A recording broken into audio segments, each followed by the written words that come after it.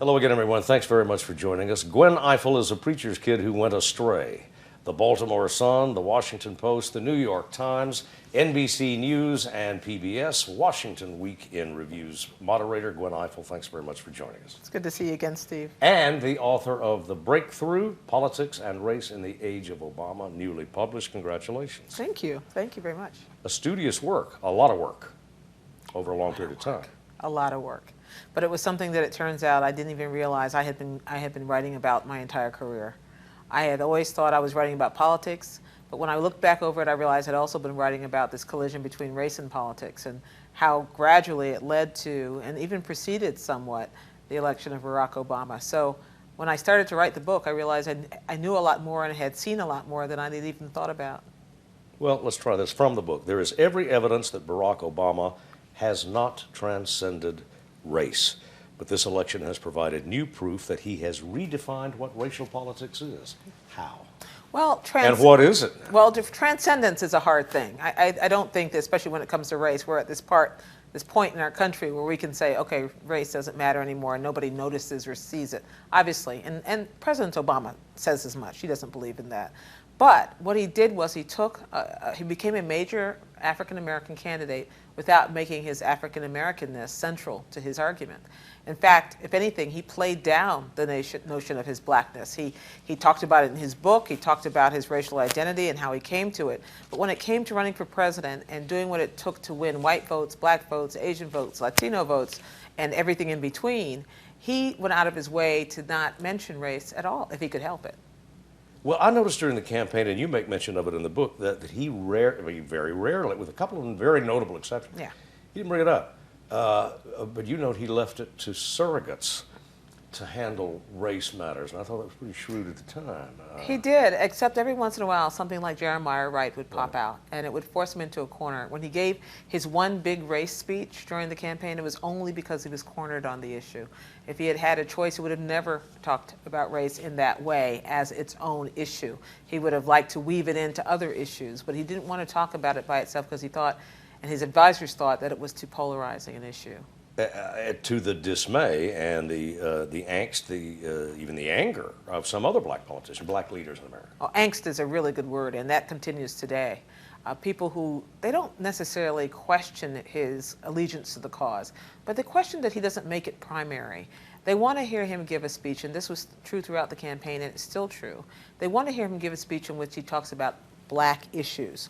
But that's not the kind of candidate Barack Obama is. He has never been a candidate or a politician or even a political leader who casts things solely in terms of race. If he wants to, for instance, if black people suffer disproportionately from access to health care, his theory, and the theory of a lot of these breakthrough candidates, not coincidentally, is that you talk about health care in general and how it affects everyone, with the understanding if you fix the problem, the people who benefit will be disproportionately people of color who are suffering disproportionately. That's the way he talks about race without talking about it. Again from the book, and I quote, it was a fair, I hope I'm not violating copyright here. No, read away. It was a fairly perilous, they're talking about the campaign, it was a fairly perilous tightrope Obama walked, and one that had never been managed at this level before. He had to integrate the tactical with the strategic, reaching out to some voters without alienating others, and change the face of black politics altogether. Think about what we think of when we think black politics. We think Jesse Jackson, who ran not one but two presidential campaigns, and he ran it by securing a very secure black vote. He engaged in coalition politics more than people gave him credit for. But the basis of his running, both campaigns, was running a protest campaign. That's the same was true for Al Sharpton when he ran for president, and the same has been true with a lot of mayors and even there even been a couple of governors along the way, and only a few senators. But they were almost always able to run race campaigns, except when they had to then win white votes and win other votes as well. And yet you're not certain that he is a transcendent, or what is a breakthrough. Your term was breakthrough. Right. What is a breakthrough candidate? A breakthrough candidate is someone who says, when someone tells them you can't do it, it's not your turn, says, really? I'm going to try it anyway. When someone says, you didn't ask my permission, they say, I don't think I need your permission. A breakthrough candidate who is someone who, when they're told that they just wait over in the corner and we'll get to you, and whether that advice is coming from older entrenched black politicians, older entrenched white politicians, the power structure is suspicious of breakthrough candidates the first time. Shirley Chisholm was a breakthrough, even though she didn't win, because even people forget now that a lot of African American elected officials thought that her running for president in 1972 was a pipe dream, was crazy. And so she broke through by laying the groundwork for a woman who could run in the future, or another African American who could run and win. You, as did Mr. Obama, and you borrow from the rhetoric or the language of the campaign and the movement itself. There was the Moses generation, and he represents to some extent the Joshua generation. Yeah, and there's been a generational shift. Well, and it's interesting. He told me once that he talked to Jesse Jackson before he ran. And Jesse Jackson said, I understand, Barack, that you aren't the one knocking down the doors. I'm the one who had to get bloodied up. I'm the one who bears the scars, and you're the one who gets to walk through. He understood that. He understood that's what the Joshua generation does. It picks up where Moses left off. It's the responsibility for taking the risks. It's the responsibility for breaking through to another level. It doesn't mean no one has ever broken through before. It means that now there's a level of success which is built on coalitions, not just on African American votes. Never before, and yet again, you note you're not sure that this says it. Well, I think I've got the quote here. A post-racial.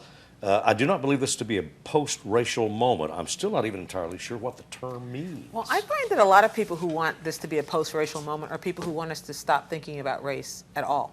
They want to say, all fixed, it's done, we have a black president now, what's the problem? When in fact, we have a lot of issues in our country which are still driven by race. Otherwise, there wouldn't be disproportionate numbers of black men in jail and not in college, or black women who don't have access, who are paid less and are always at the bottom of the food chain. There's got to be some discussion about the effects, the lingering effects of race. But what the breakthrough candidates begin to show is it doesn't always have to be a negative conversation. It doesn't have to be a conversation about redress and grievance and argument. It can be a discussion about what's good and what's positive and how difference can be celebrated in our society. And for the first time, it feels like we're on the very verge of having that conversation. I was in reading the book. I was reminded of a comment that I heard Ed Rollins make. I'm sorry, about Governor Jindal of Louisiana. Of course, is from Indian heritage. I think I'm quoting Rollins correctly. He said, Louisiana did not vote for this son of Hindu immigrants because it wanted to demonstrate how multicultural it was. Louisiana voted for Bobby Jindal because the state was so thoroughly screwed up, it was willing to try anything. My favorite headline after the election was from The Onion, the humor newspaper, and it said, "Black man gets worst job in world."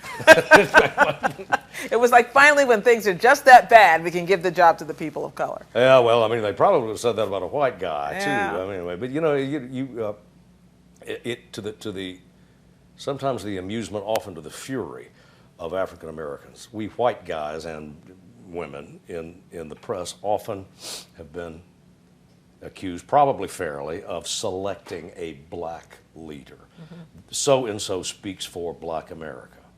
It's like in Hollywood, they call it the magic Negro syndrome, where they pick one person who they decide is the right person, the only person who can speak for everyone else, and everybody else is ignored. Well, as has no other book, I think, that came from the campaign, at least that I have read, you make clear that there were fissures in the Obama effort early on, across black, not just within the campaign, but across black America. Oh, black voters were not on board automatically. They didn't know who he was. He was a guy with big ears and a funny name from Chicago. We think Chicago, maybe Hawaii, that's even farther away. Folks didn't know who he was. And a whole lot of black elected officials thought, black leaders thought, who is he? We didn't invite him into this party. And then a lot of black voters were very much tied up with the Clinton legacy. I mean, they really were fond of Hillary Clinton and wanted to support her. And if not Hillary, certainly Bill. So it wasn't an automatic slam dunk that just because this black guy showed up with rhetorical gifts that black voters were going to say, okay, fine. In fact, black voters probably don't get enough credit for having thought this through very carefully and wrestled with how to get to the right decision about the person who would best represent their interests, not just racially, but as Americans. It was only when he began to win white votes, as he did in Iowa, that black voters said, okay, maybe he can do this. And as you pointed out in the book, black women were especially for a time problematic for Mr. Obama. Well, and they were problematic for Hillary Clinton too, because black women don't necessarily like to be defined as black or woman. They don't want to have to make that choice. They're all of these things. And so they liked the idea, many of them, of supporting a woman candidate, and many of them liked the idea of supporting a black candidate. The two things could not be together, so then you had to make the decision based on broader, more fundamental reasons, which is who will serve my interests, which is the same basis that everybody makes their voting decision on. Mr. Biden, again on the subject of black, white, and the national conversation, particularly in political context, Mr. Biden, as a candidate, got into a lot of trouble defining or saying about Mr. Obama that he was clean and articulate. And yet, there were a couple of points in the book where I noticed he was not threatening. This was a black man who didn't threaten white America. You would never catch him with his fist in the air. Exactly. A quote, you would never catch this black man with his fist in the air. But you know, it was interesting what happened with Joe Biden in that word. It told you all the little potholes, racial potholes we have in our country. And I think some people, honestly, weren't so certain what it was he said that was so wrong. He called the guy clean. He called the guy articulate. What's the problem? What I find with language, especially when it comes to coded language about race, you have to turn it on its head. Do you ever hear anyone call a white politician articulate? It's assumed, unless the person is somehow otherwise considered to have a handicap. Whatever is considered to, Northerners may think a Southern accent is a handicap, so they'll say, he's from the South, but he's surprisingly articulate. This is the same thing you're hearing when people say that a black man is articulate. And black folk hear that condescending assessment and find it to be very, basically insulting. It's like you never hear young people called spry. You only hear older people called spry. And that means that they're basically saying, oh, bless her heart, she's really trying to get around, isn't she? And it's the same thing when you call a black person. It looks like that person's educated, as if it was impossible. You saw another double standard, too, in the book. Mr. Obama somehow managed to escape one rite of passage for black politicians, and that is the need to distance themselves or himself from well-known but divisive leaders such as Sharpton, Jackson, and Farrakhan. And yet, in other parts of the book, you note that Jeremiah Wright was, I think in your term, almost derailed. Yeah, he almost. That's what the campaign thought the Jeremiah Wright episode could completely derail the candidacy. Why? Because it was going to remind voters why this guy was different than they. All the things about him, they would remind voters of what about him was alien to their existence. And so that was a real threat. It wasn't just that he said crazy things, it's that the craziness that people saw in this reminded people, who is this guy anyhow? It was a real problem for him. But especially when you look at the way he finessed his relationship with the other traditional civil rights leaders.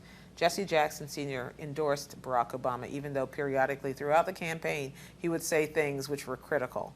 Al Sharpton also supported Barack Obama, but was clever enough to know it wouldn't help if he got out there and talked about it, so he kept a pretty low profile. In fact, this week we see him at the White House meeting with the president on education reform, not about racial issues, but about something broader. So the president has managed along the way to mollify people who would automatically be his critics, in part because he said to me for this book, there is a role for these activists. Their role is to hold his feet to the fire. Their role is not to be president and to form a governing coalition, but their role is to say, don't forget about this issue. And that's what these candidates all do.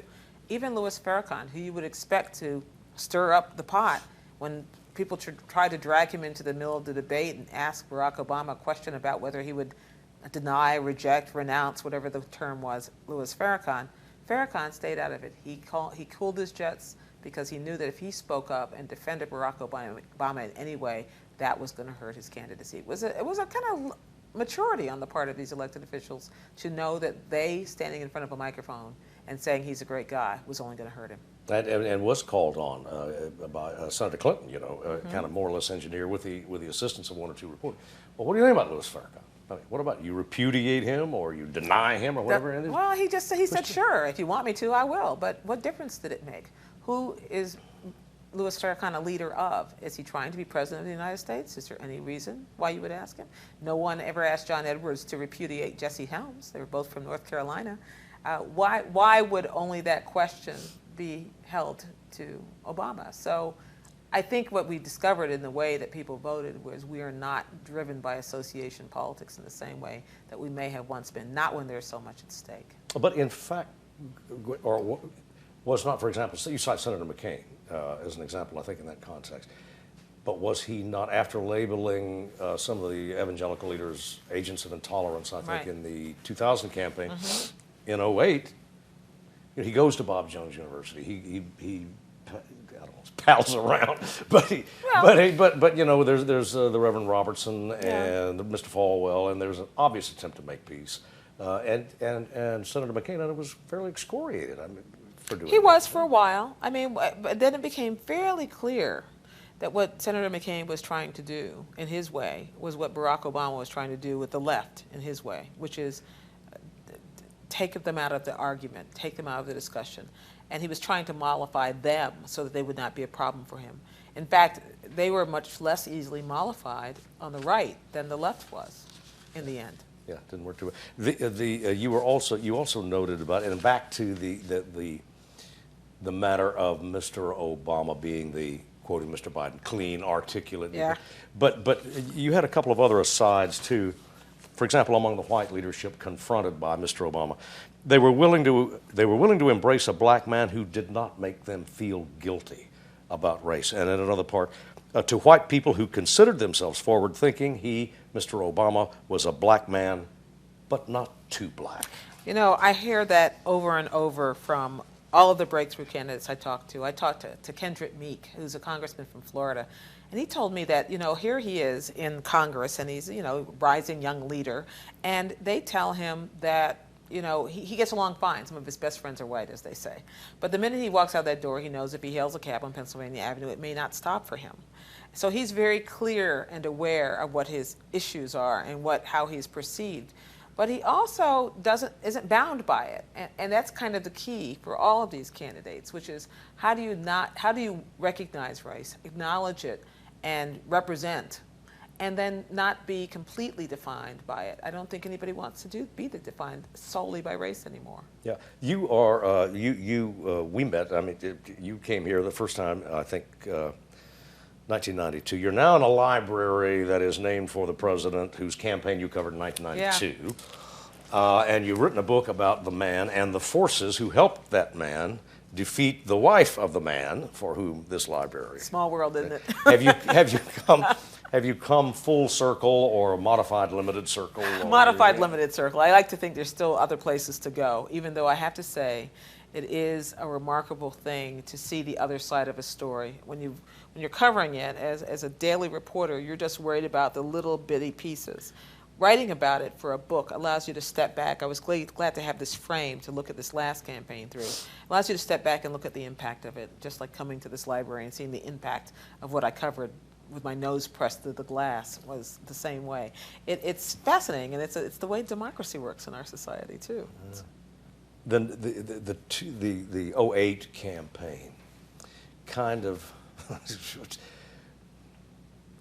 suggested that, well, Mr. Clinton, of course, rather famously called America's first black president. But confronted with the Obama phenomenon, they looked as though, the Clinton forces looked as though they were fumbling. They didn't handle it well.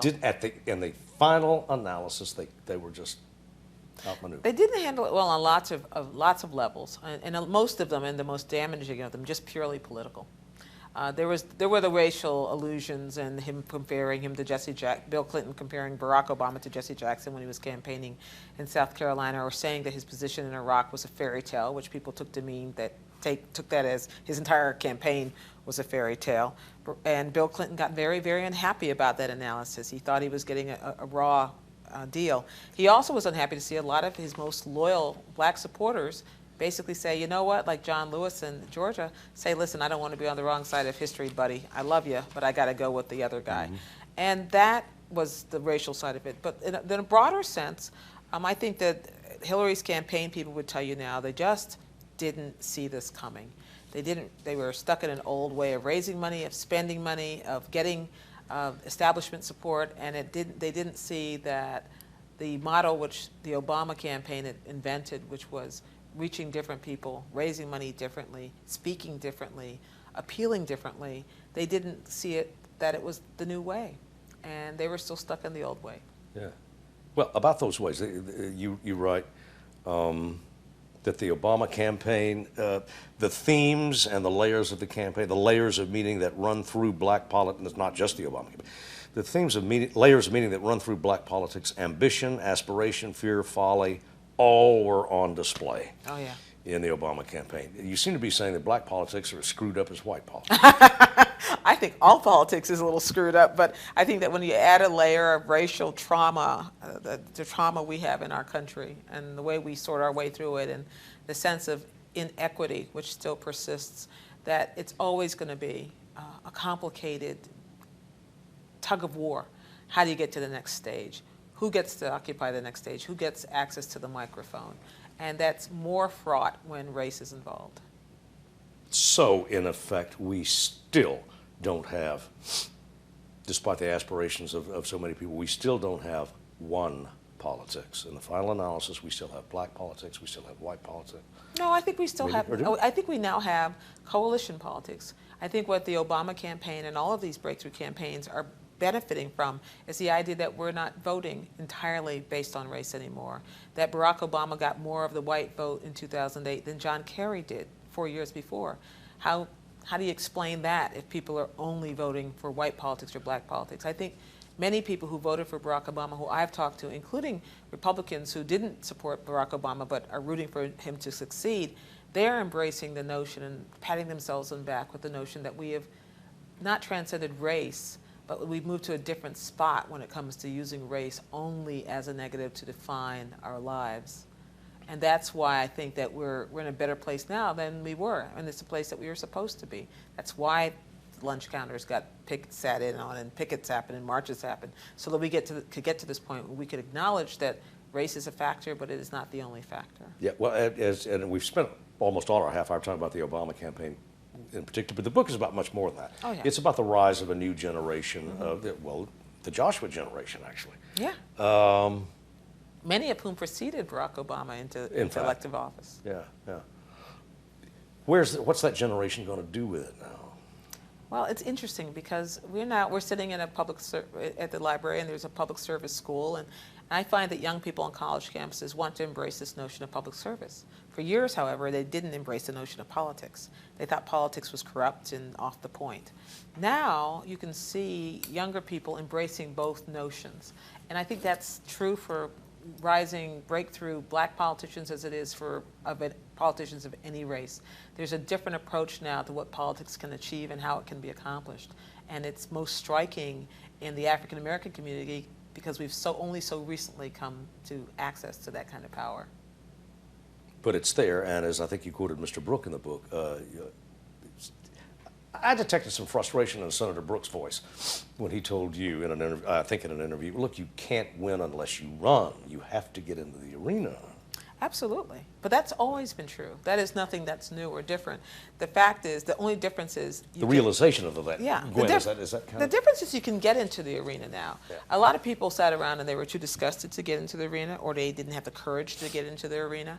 And now you can get into the arena and you look at the success of candidates like these and you think, maybe it's possible. If the change I seek is to find a way to dig my city out of a hole, or to get health care for Americans, or to provide education for kids who don't have access to Tony private education and are completely reliant on the public education system, that maybe the way to get that is to go into the political realm and try to work it out that way.